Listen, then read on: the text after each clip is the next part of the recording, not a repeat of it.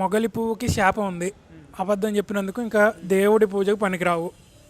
అలా తులసీదేవికి వినాయకుడు శపించాడు. అంటే ఆవిడ పెళ్లి చేసుకోమని అడిగినందుకు శపించాడు, లేదు నేను చేసుకోను అయినా ఆవిడ ఫోర్స్ చేయడం వల్ల శపించాడని ఏవో అంటారు. వినాయకుడు తులసాకులు అసలు పెట్టరా? వినాయకుడికి తులసి ధనాన్ని సమర్పించడం అసలు స్వామివారికి సంవత్సరానికి ఒక్కరోజు లేదా సంకటహర చతుర్థి రోజున పెట్టవచ్చు. సంకటహర చతుర్థి రోజున కూడా పెట్టడానికి కూడా లేదు. అసలు ఈ మధ్య పుస్తకాలలో ప్రచురితమైపోయింది. సంవత్సరానికి ఒక్కసారే పూజకు పనికి వస్తా అని, ఆరాధనకు పనికి వస్తా అని గణపతుల వారు లక్ష్మీదేవికి తులసి అమ్మవారికి చెప్పినట్టుగా ఉంది. స్వామివారి గణనాయకులు వెళ్ళాడు, మంచి శక్తివంతుడైనాడు, అందరు కూడా ముగ్ధమనోహరంగా కనిపిస్తున్నాడు. అలాగే తులసి అమ్మవారు కూడా అలాగే కనిపించారు. తులసి అమ్మవారు తనని వివాహం ఆడాలని అనుకుంటుంది. కానీ ఆ సమయంలో తను మంచి తపోనిష్ఠుడు, నిత్యం కూడా జపాదులలో మునిగిపోయినటువంటి వాడు. ఆ సమయంలో విద్యాభ్యాసం కూడా చేస్తున్నాడు.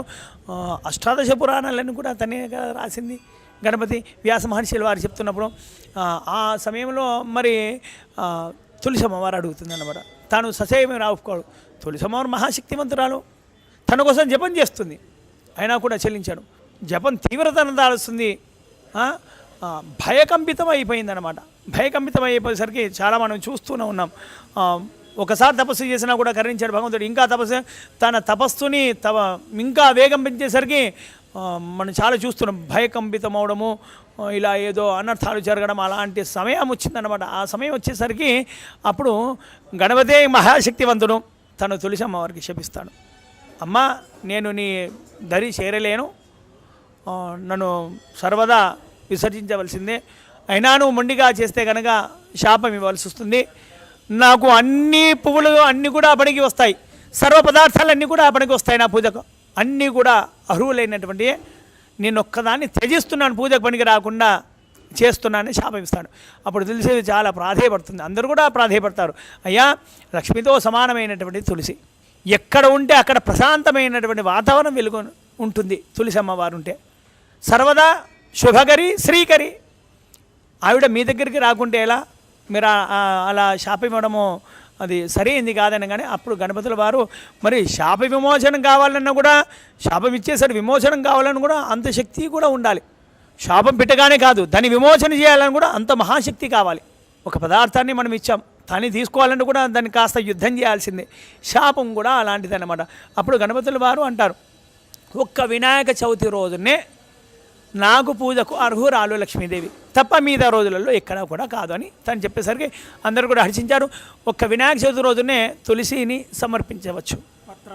పత్రాలతో 21 పత్రాలు ఉన్నాయి కదా, చక్కగా ఔషధ పత్రాలు అవన్నీ కూడా 21 పత్రాలు, ఔషధ పత్రాలతో చక్కగా స్వామివారిని అర్చించవచ్చు ఆ ఒక్క రోజున.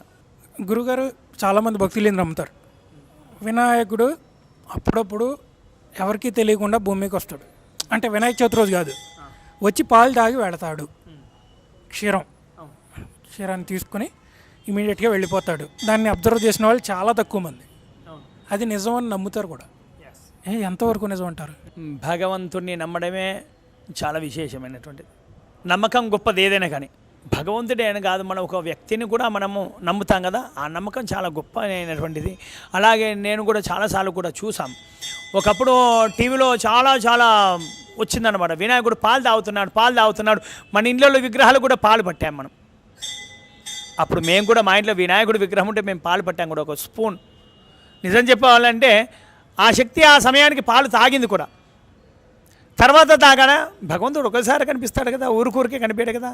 ఇప్పుడు ఒక ప్రముఖ వ్యక్తి ఉన్నారు అని నేను ఎప్పుడు టీవీలో చూస్తున్నా. ఒకసారి వెళ్ళి మనం కలవగానే చాలా ఉప్పొంగిపోతున్నాం, చాలా ఉత్సాహం కూడా వస్తుంది, చాలా మనసుకు ఆహ్లాదకరంగా అనిపిస్తుంది. అదే వ్యక్తిని 2 రోజులు చూసాము, 3వ రోజు చూసాము, రోజు చూస్తూనే ఉన్నాం. ఏమవుతుంది? అదే ఉత్సాహము, అదే సంతోషము, మొదటి రోజున్న సంతోషం ఉత్సాహము తర్వాత 15 రోజు 20 రోజులకు ఉంటుందా? ఆయన రోజు చూసేసరికి ఉండదు కదా. అందుకోసం భగవంతుడు ఎప్పుడో ఒక్కసారి ఇలాంటి మహిమలన్నింటి కూడా చూపిస్తాడు. నేనున్నాను అని తను నిరూపిస్తాడనమాట. ఇవన్నీ కూడా నిజాలే, కాదు భగవంతుడు ఉన్నాడు అనేది నిరూపించడానికి చిన్న ఇవన్నీ జరుగుతుంటాయన్నమాట.